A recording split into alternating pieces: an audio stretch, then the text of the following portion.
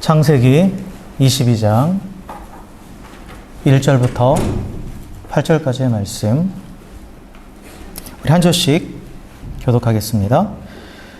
그 일 후에 하나님이 아브라함을 시험하시려고 그를 부르시되 아브라함아 하시니 그가 이르되 내가 여기 있나이다.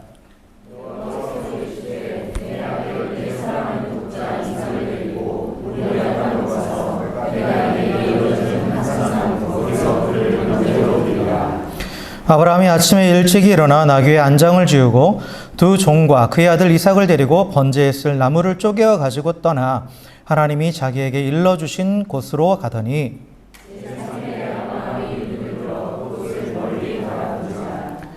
이에 아브라함이 종들에게 이르되 너희는 나귀와 함께 여기서 기다리라.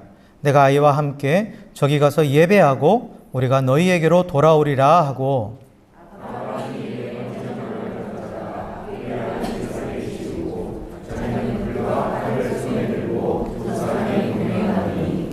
이삭이 그 아버지 아브라함에게 말하여 이르되 내 아버지여 하니 그가 이르되 내 아들아 내가 여기 있노라. 이삭이 이르되 불과 나무는 있거니와 번제할 어린 양은 어디 있나이까? 아브라함이 이르되 내 아들아 번제할 어린 양은 하나님이 자기를 위하여 친히 준비하시리라 하고 두 사람이 함께 나아가서. 아멘. 아멘. 네, 그래서 우리가 지난 주일에 아브라함의 순종에 대해서 지금 똑같은 본문이, 지난주와 지금 똑같은 본문이거든요. 근데 지난주보다 좀 짧게 지금 말씀을 읽었는데, 아브라함과 이삭, 즉 아브라함의 순종의 모습을 통해서 이삭이 그 아버지를 그대로 본받았다라는 것에 초점을 둬서 말씀을 드렸죠. 그래서 가정에서 우리가 자녀들에게 줄 수 있는 가장 큰 유산은 하나님을 경외하는 삶을 본으로 보여줌으로써, 그래서 하나님을 경외하는 자가 되게 하는 것, 그게 가장 큰 유산이라고 말씀을 드렸어요. 그래서 하나님을 경외한다라는 것은 결국 하나님을 순종하는 것이라고 그랬죠. 하나님의 말씀에 순종하는 것. 그럼 과연 아브라함의 순종의 모습이 어떠한 모습이길래 하나님께서 친히 네가 나를 경외하는 자다라고 인정하시고 또한 믿음의 조상이라고까지 그렇게 불릴 수 있었는지를 보면서 오늘은 그 부분에 대해서 좀 초점을 맞춰서 좀 봤으면 좋겠습니다. 그래서 아브라함의 순종, 즉 온전한 순종이 무엇인지, 그래서 그 순종의 원리와 그리고 우리가 어떻게 하면 그렇게 하나님 앞에 아브라함처럼 순종할 수 있는지에 대해서 한번 살펴보겠습니다.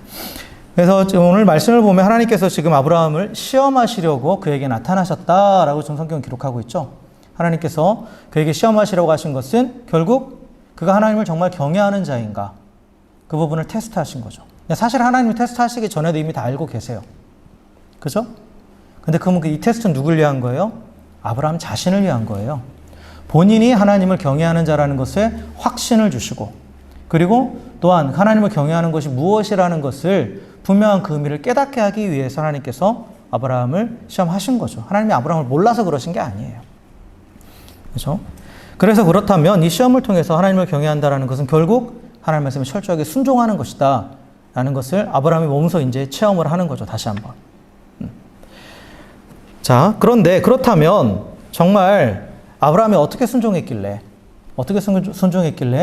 그것이 하나님을 경외하는 것이고, 그로 인해서 하나님께서 그를 또 칭찬하시고 그를 믿음의 조상으로 부르셨는지 오늘 말씀을 통해서 좀 하나하나 살펴보겠습니다.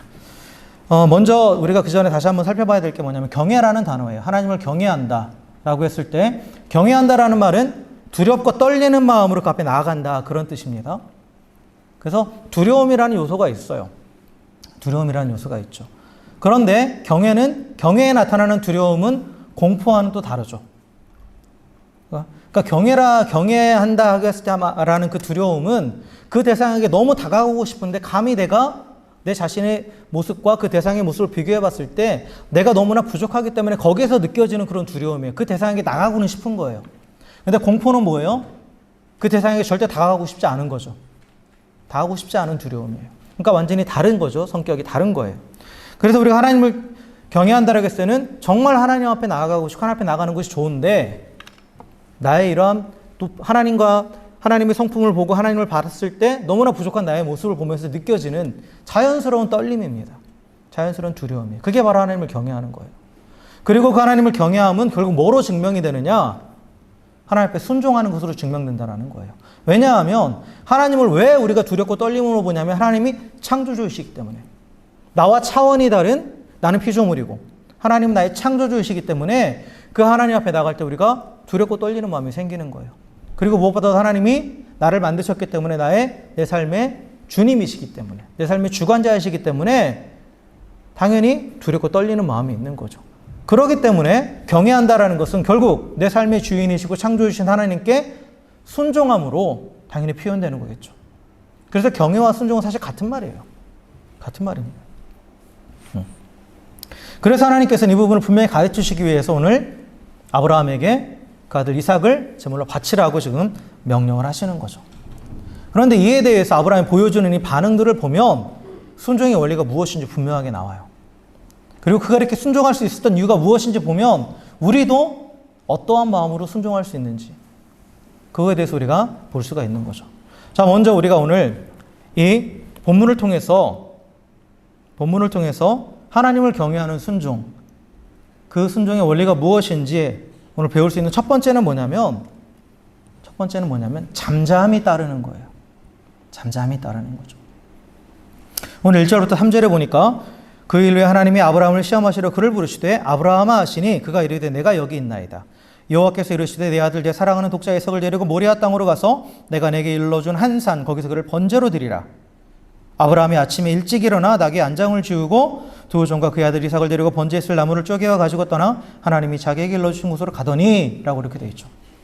그죠? 보세요. 하나님께서 아브라함에게 나타나신 건 아마도 이거는 그냥 추측입니다. 아마도 저녁이었을 것 같아요. 보통 이제 저녁에 조용한 시간에 홀로 하나님 앞에 있는 시간에 하나님께서 그에게 이제 말씀을 하셨겠죠. 말씀을 하셨을 거예요. 그래서 하나님께서 아브라함을 부르시니까 아브라함이 내가 여기 있나이다 라고 이렇게 대답을 하죠. 그리고 나서 하나님께서 뭐라고 하십니까? 네 아들 이삭을 번제로 바쳐라. 그리고 나서 바로 이어지는 말씀은 뭐예요? 아브라함이 아침 일찍 일어나서 번제하러 갔다. 이렇게 되어 있죠. 아브라함 한마디도 하지 않아요. 그죠? 하나님의 말씀에 대해서 잠잠하죠. 잠잠한 거예요. 사실 아들을 번제로 바치라는 이 하나님의 명령은 이해되지 않는 거죠. 상식적으로. 하나님은 원래부터 인신의 사람의 몸을 제물로 받으시는 분도 아니고 게다가 이삭에게는 분명하게 하나님께서 주신 약속이 있고 한데 분명히 하나님 앞에 물어볼 수 있을 거예요. 따질 수 있을 거예요.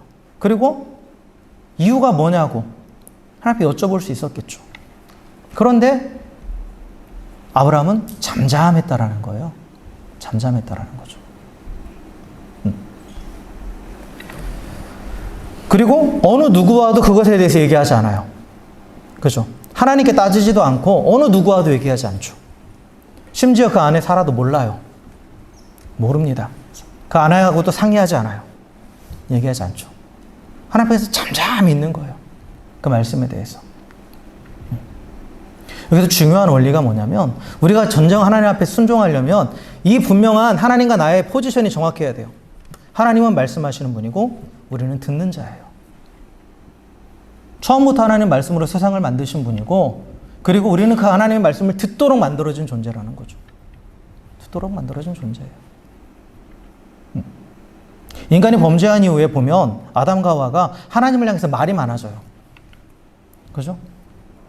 내가 어디 있느냐라고 물어보시니까 막 별의별 변명을 늘어놓죠. 말이 많아지죠.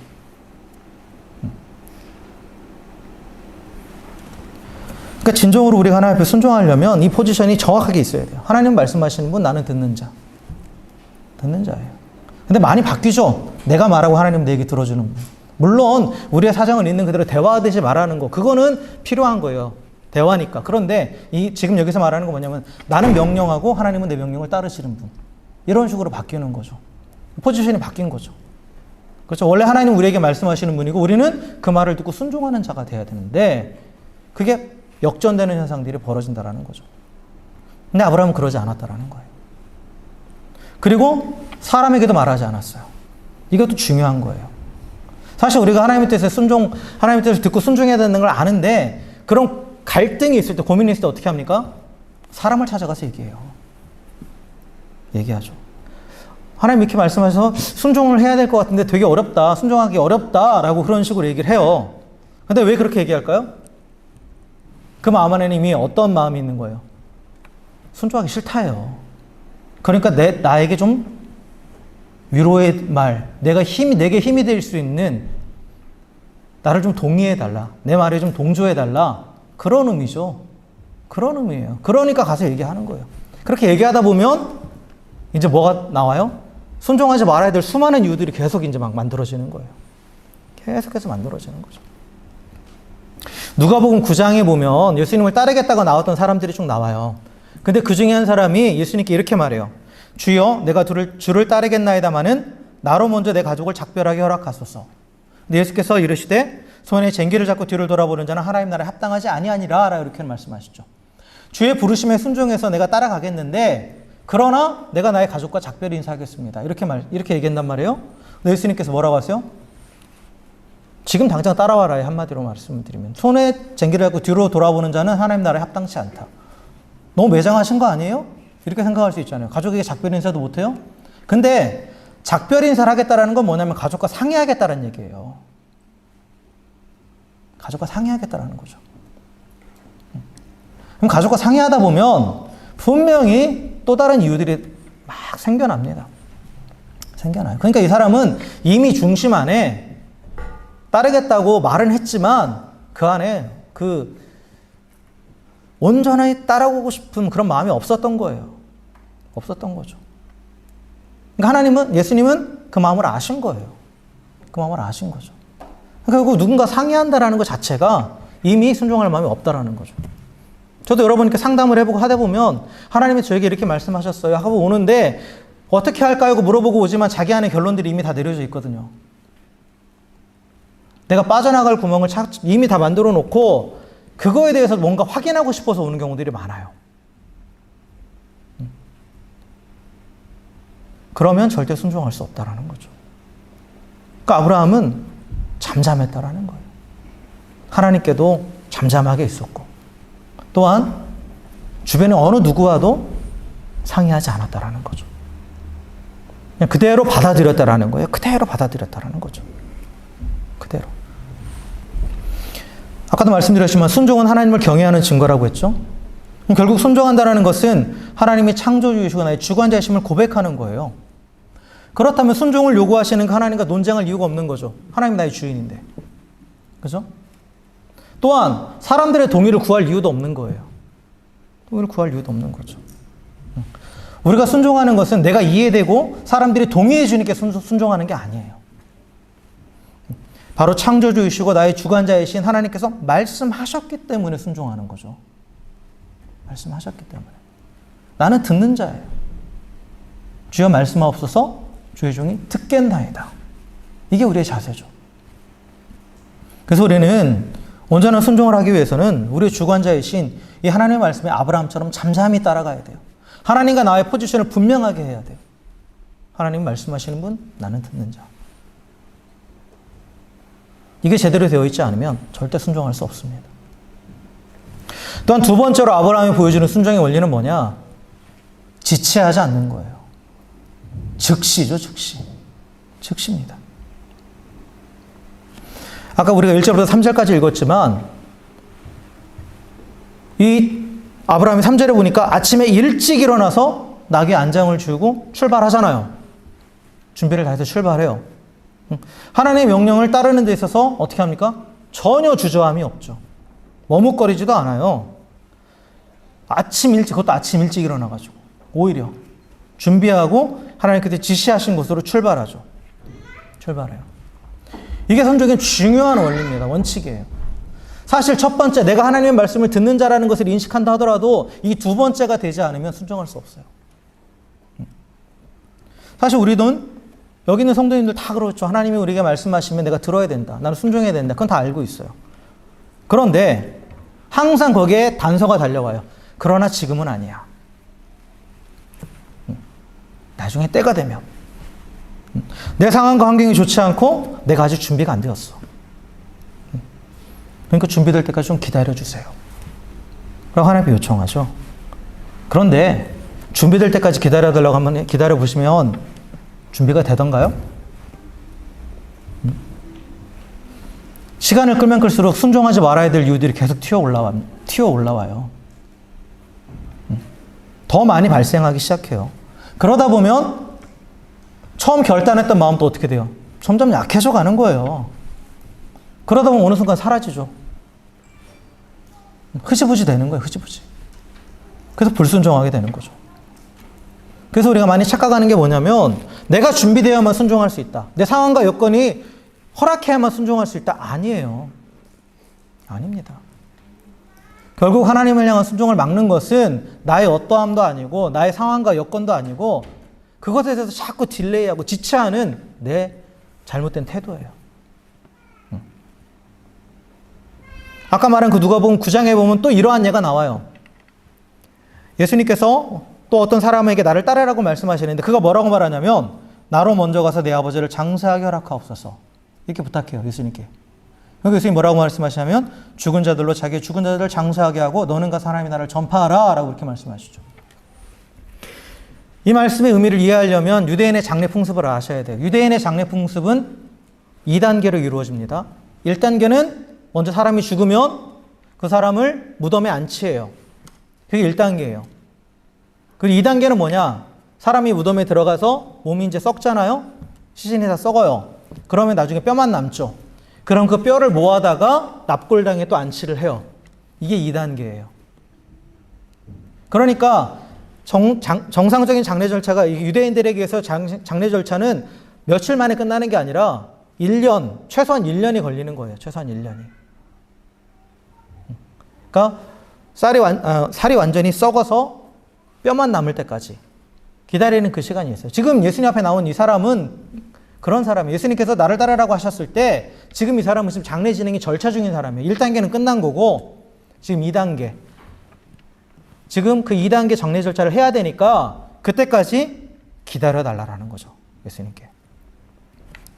그러니까 한마디로 말하면 지금은 상황이 안 된다고. 내가 주님을 따르긴 하겠는데 지금은 아니라고. 지금은 아니라고. 내가 준비될 때까지, 내 상황이 허락할 때까지 기다려달라고 지금 그렇게 예수님께 말하고 있는 거죠. 그러니까 예수님께서 뭐라고 말씀하세요? 단호하게 말씀하시는 거야. 지금 당장이에요. 장례하는 건 다른 사람들에게 맡기고 너는 지금 당장 순종하라 라고 그렇게 말씀하시죠. 여러분 한번 곰곰이 한번 생각해 보세요. 여러분 이제 우리가 다 신앙생활을 하니까 하나님 앞에 순종하기를 결단하면서 했으면서도 미루다가 불순종한 경우가 얼마나 많아요. 불순종하는지도 모른 채 잊혀진 게 얼마나 많아요. 얼마나 많습니까? 하나님께서 분명히 용서하고 사랑하라고 하시는데 하나님 내 마음이 준비될 때까지 기다려주세요. 또 나누고 베풀라고 하시는데 내 형편이 좀 좋아질 때까지만 기다려주세요. 섬기고 헌신하라고 하시는데 내가 요즘 너무 바쁘니까 시간이 허락할 때까지만 좀 기다려주세요. 그래놓고 넘어간 게 얼마나 많아요. 순종해야 하는데 아직은 하면서 아무런 행동도 하지 않고 넘어간 게 너무 많다라는 거죠. 그럼 시간이 지나면 과연 순종했나요? 시간이 지나서? 준비가 돼서 했나요? 시간이 지날수록 준비되는 게 아니에요. 오히려 결단이 점점 희미해져 가고 잊혀져 가는 거예요. 그러면서 이게 불순종인지 순종인지도 모른 채 결국은 불순종이죠. 그렇게 넘어가 버리는 거예요. 넘어가 버리는 거죠. 근데 여기서 불편한 진실 한 가지 말씀드릴게요. 뭐냐면 하나님이 하라고 하시는 것에 대해서는 자꾸 미루는데 하지 말라고 하는 것은 지체하지 않고 해요. 그죠? 어떤 망설임도 없이 주저함도 없이 하지 말라고 하신 것에 대해서는 즉각 불순종합니다. 우리가. 잘 한번 생각해 보세요. 형제를 향해서 분을 품지 말라고 하시는데 내 감정이 상하면 즉시 분노하고 화내죠. 비판하지 말라고 하시는데 내 생각과 다르면 즉시 비난하고 정죄하죠.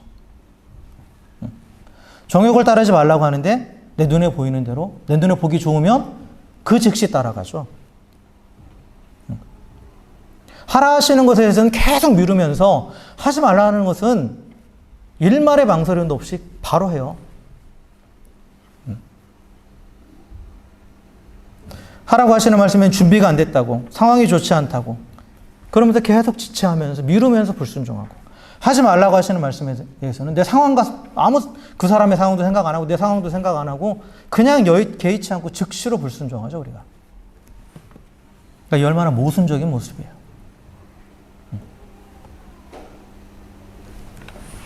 그러면 순종은 상황과 환경이 허락하기 때문에 하는 게 아닙니다. 내가 준비되었기 때문에 하는 게 아니죠. 주님이신 하나님의 뜻이기 때문에 하는 거예요. 하나님 말씀하셨기 때문에 하는 거죠. 그렇기 때문에 하나님의 뜻이 분명하다라면 지체할 이유가 없는 거예요. 지체할 이유가 없는 거죠.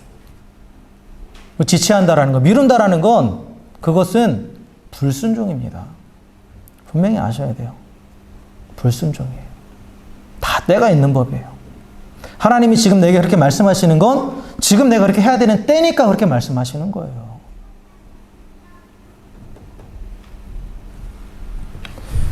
그래서 지체하지 말고 순종하는 것, 중요한 원리입니다.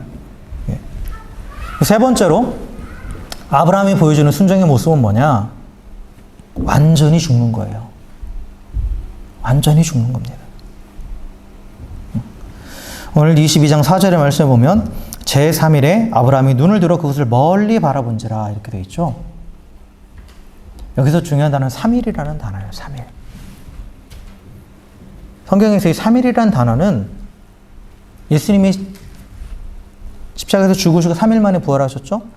이 3일이라는 것은 3이라는 수는 7도 안전수지만 3도 안전수로서 3일이라는 시간은 주로 뭐를 상징하냐면 완전한 죽음의 시간을 상징해요.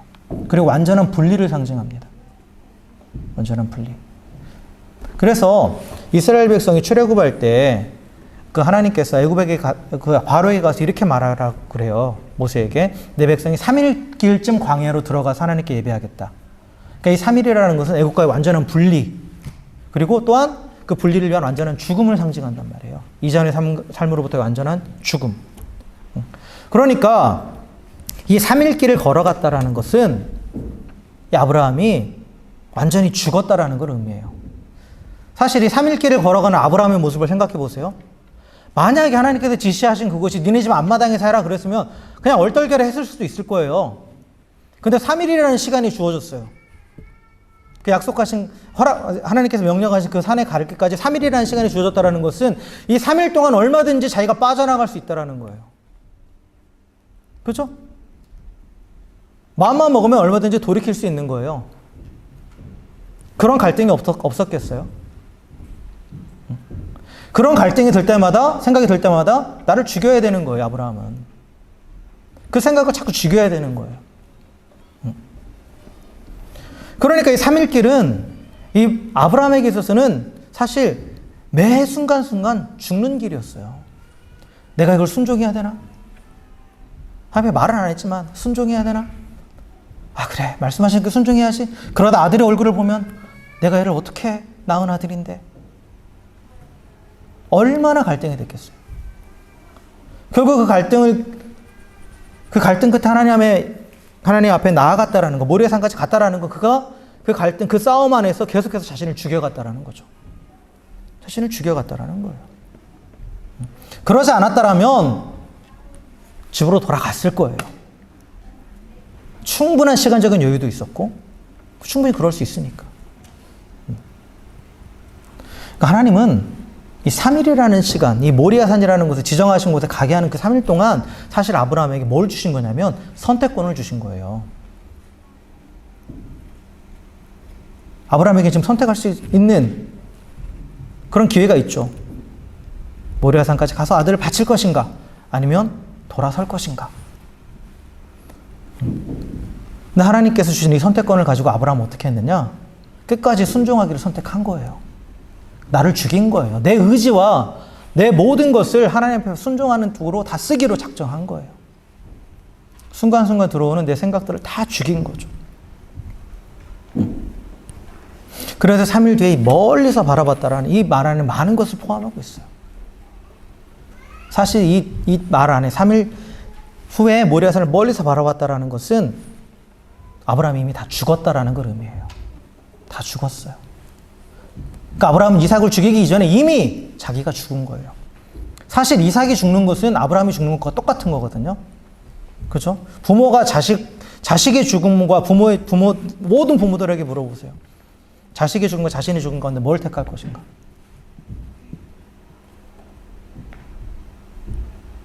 나는 아닌데 그러지 마시고. 자기가 죽는 것보다 더 큰 고통이죠. 자식이 죽는 거. 그래서 부모가 죽으면 땅에 묻지만 자식이 죽으면 가슴에 묻는다고 그러잖아요. 그러니까 엄청난 고통이에요. 근데 그는 이미 죽은 거예요. 죽은 거죠. 그래서 실제로 이삭을 제물로 바치려고 할 때 일말의 망설임도 없었어요. 3일간 완전히 죽었으니까. 하나님은 그 마음을 아시죠. 그러니까 아브라함이 순종하려고 흉내만 내는 게 아니라 그 마음이 진실이라는 걸 아셨어요. 그러니까 어떻게 합니까? 우리 읽지는 않았지만 11절에 보니까 하나님이 다급해진 거예요. 이삭을 죽이려고 하는 순간 하나님이 다급해져서 아브라함아 아브라함아 이렇게 부르시는 거죠. 한 번만 부르시는 게 급하게 부르시는 거예요. 긴급하게 그를 딱 멈추시는 거죠.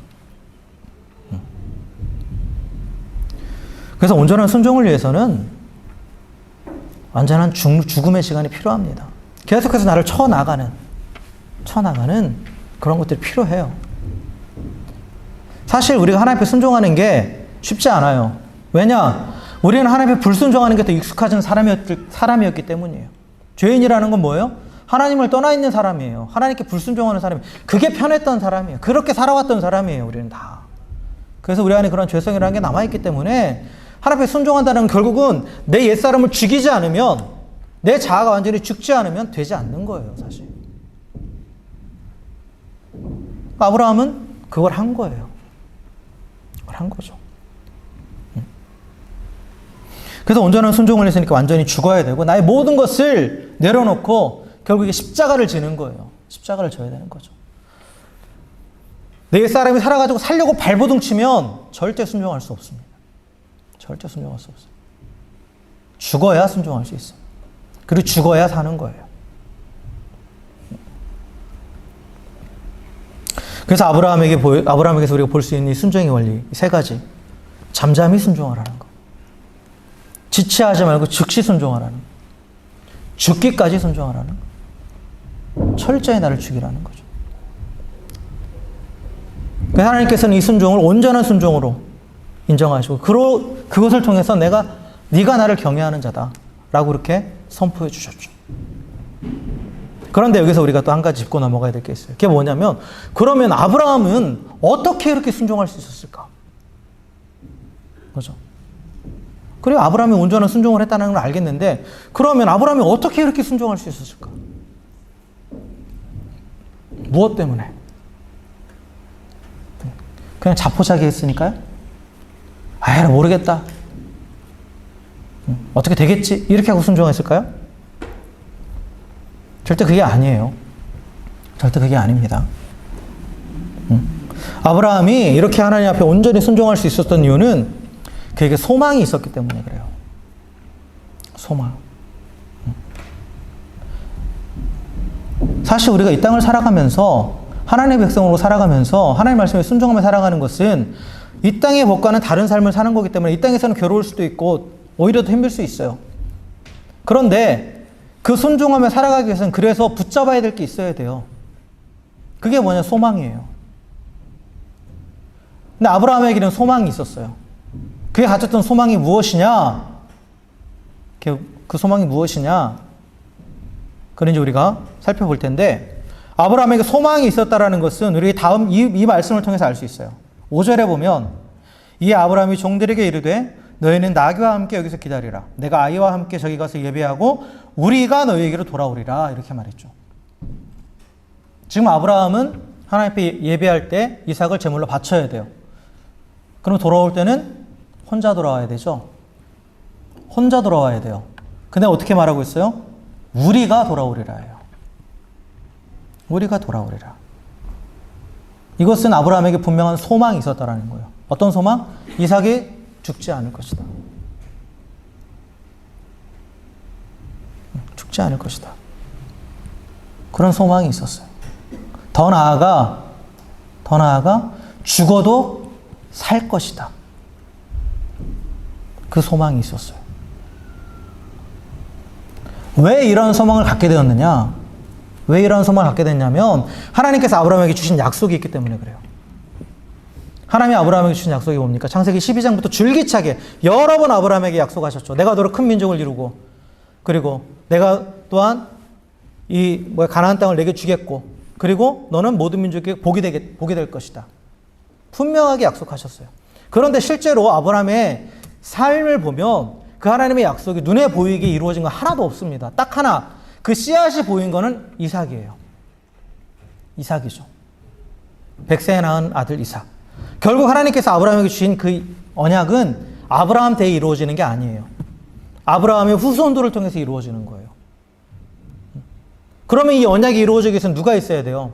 이삭이 있어야 돼요. 이삭이 없으면 절대 이 언약이 이루어질 수 없어요. 아브라함은 언약의 하나님을 믿었어요. 지금까지 40년 동안 살아온 자신의 경험을 봤을 때, 하나님과의 경험을 봤을 때 하나님은 지금까지 자기에게 한 약속을 다 지키셨거든. 그대로 지금까지 이끌어 오셨거든요. 그러니까 지금 당장 눈에 보이지 않는 약속이지만 내 후손을 통해서 이 언약을 이루시겠다고 하신 그 말씀도 분명히 이루실 것이다. 그렇다면 그 언약을 위해서는 지금 작은 씨앗인 이삭이 있어야 된다. 그러니까 이삭은 죽지 않을 것이다. 그걸 기억한 거죠.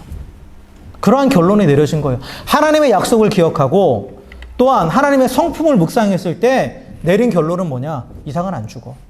죽어도 살아. 부활의 소망이 생긴 거예요. 부활의 소망이. 결국 아브라함이 순종할 수 있었던 것은 그에게 부활의 소망이 있었기 때문이에요. 부활의 소망. 히브리서 11장 17절부터 19절에 보면 이렇게 기록되어 있습니다. 아브라함은 시험을 받을 때에 믿음으로 이삭을 드렸으니 그는 약속들을 받은 자로 돼 그 외아들을 드렸느니라. 그에게 이미 말씀하시기를 내 자손이라 칭할 자는 이삭으로 말미암으리라 하셨으니 그가 하나님이 능히 이삭을 죽은 자 가운데서 다시 살리실 줄로 생각한지라. 비유컨대 그를 죽은 자 가운데서 도로 받은 것이니라. 하나님의 약속을 기억했고 그 약속 외에 신실하신 하나님의 성품을 믿었어요. 그리고 그 하나님이 전능하신 분임을 믿었어요. 그러니까 아브라함이 내린 결론, 이삭은 안 죽어. 죽어도 하나님이 살리실 거야. 그 소망을 지금 이 종들에게 얘기하고 있는 거예요. 자기가 가지고 있는 소망. 사실 아브라함 때에 죽은 자가 부활했다는 경우는 없었어요. 예수님 때까지도 마찬가지예요. 예수님께서 당신이 부활하실 것을 말씀하셨을 때 어느 누구도 이게 무슨 소리야? 죽은 자가 어떻게 살아나?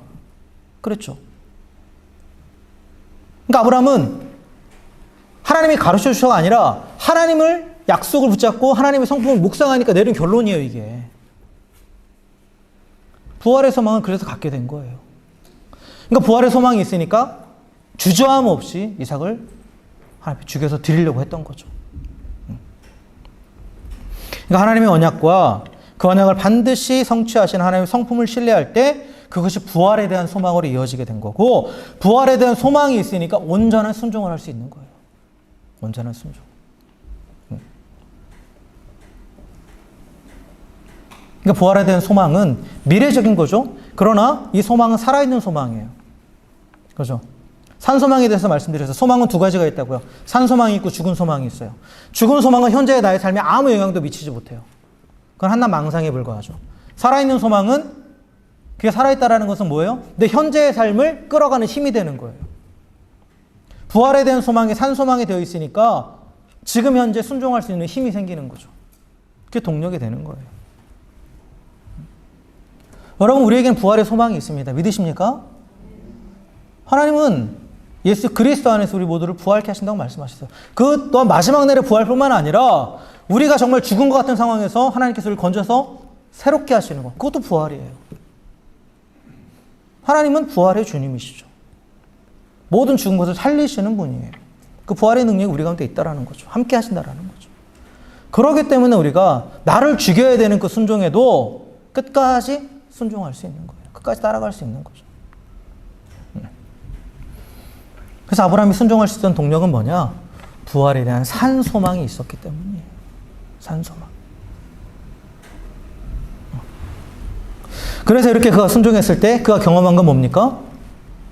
이삭이 죽었지만 살아난 거죠. 결국은 죽은 것과 마찬가지였어요. 철저하게 자신을 죽인 거니까. 나도 부활하고, 그죠? 아브라함 자신도 부활하고, 이삭도 사실 성경에 보니까 이미 다 드려졌어요. 그러나 살아난 거죠, 다시. 그러면서 또 하나님의 은혜를 경험하죠. 뭘 경험합니까? 여호와 이레. 모든 것을 예비해 주시는 하나님. 그래서 죽은 자도 살리시는 하나님의 그 놀라운 능력을 경험하게 되는 거예요.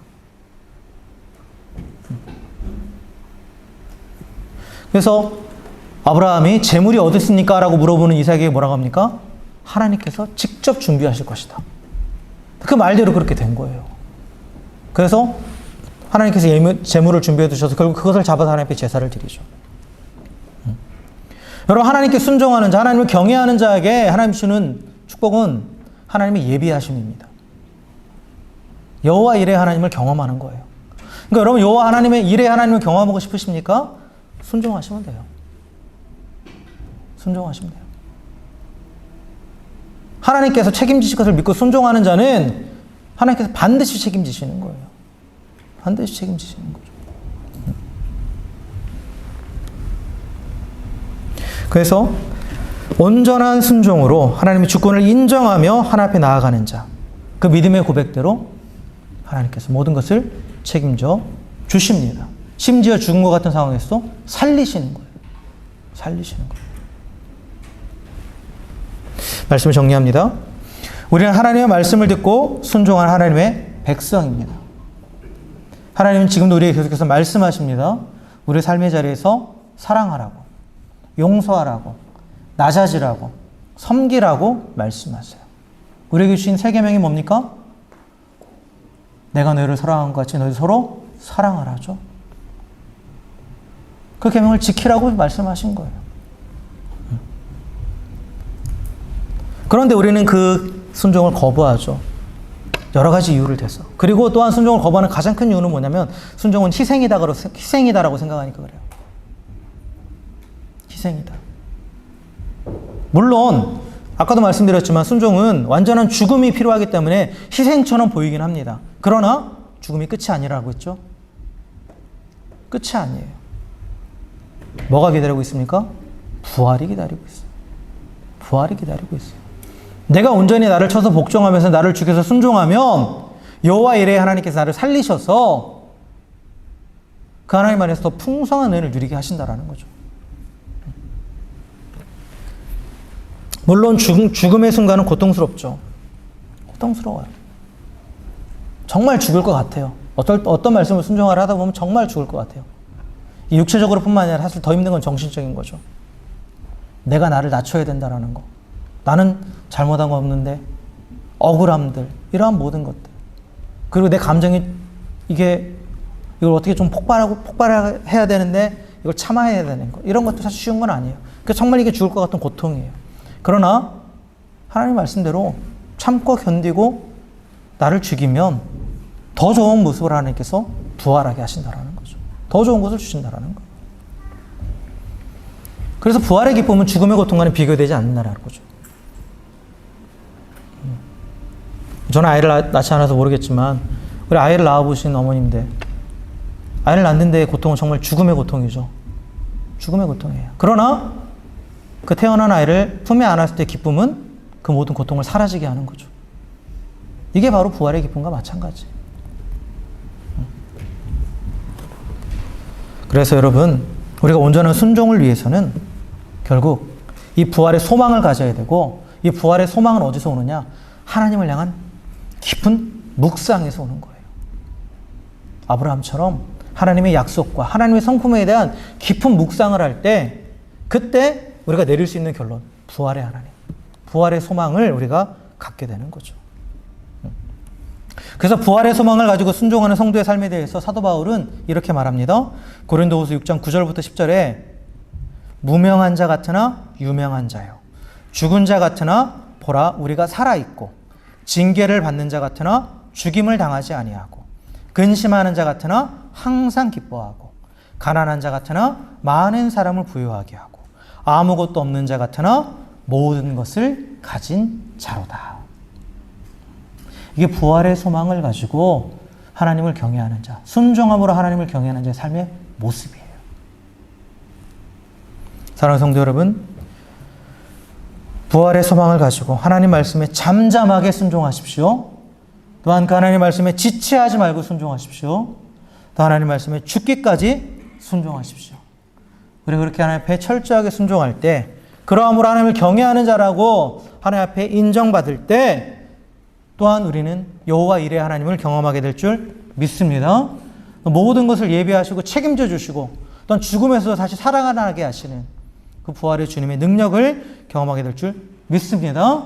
그러함을 통해서 또한 우리의 삶에 하나님의 영광이 드러나게 될 줄 믿습니다. 결국 순종은 희생이 아닌 행복을 향하는 길이에요. 진정 행복은 뭐냐? 하나님이 내게 주신 사명을 이루는 거거든요. 하나님 우리에게 주신 사명은 뭡니까? 하나님의 영광을 드러내는 거예요. 순종은 결국 우리로 하여금 하나님의 영광을 드러내게 하는 거죠. 그래서 진정 하나님을 경외하는 자, 순종함으로 하나님을 경외하여서 또 하나님께서 이끄시는 삶, 하나님의 영광을 드러내는 삶, 진정 행복한 삶, 복되고 행복한 삶을 살아가시는 우리 모두가 되기를 주의 이름으로 간절히 축원합니다. 함께 기도하겠습니다.